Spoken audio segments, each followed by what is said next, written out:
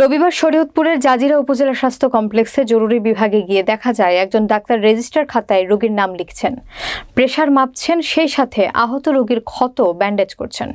তার কথার বাচনভঙ্গি শুনে সন্দেহ হলে তার পরিচয় জানতে চাইলে তিনি বলেন তার নাম কবির হোসেন, তিনি এখানে সুইপারের চাকরি করেন।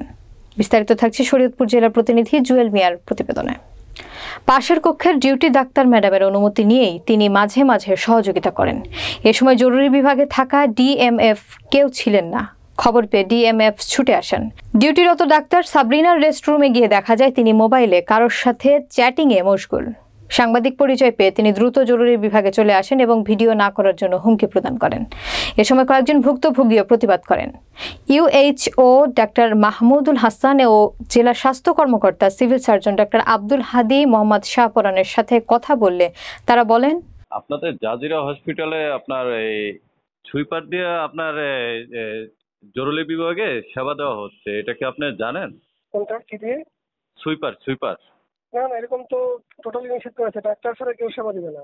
আজকে আপনার ডাক্তার সাবিনা ম্যাডামের ডিউটি ছিল, তখন উনি একজন রুগী ছিল, স্কুলের টিচার, ওনাকে আপনার সেবা দিতে হচ্ছে হলো আপনার সুইপার।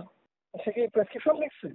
না, প্রেসক্রিপশন লেখে নাই, উনি করছে প্রেশার প্রেশার প্রেশার মাপছে, প্রেশার মাইপা উনি আইসা ডাক্তারের কাছে বলছে, পরে ডাক্তার ওইটার উপরে ডিপেন্ড করে আপনার ব্লাড টেস্ট আর হলো আপনার ইসিসি করাইছে।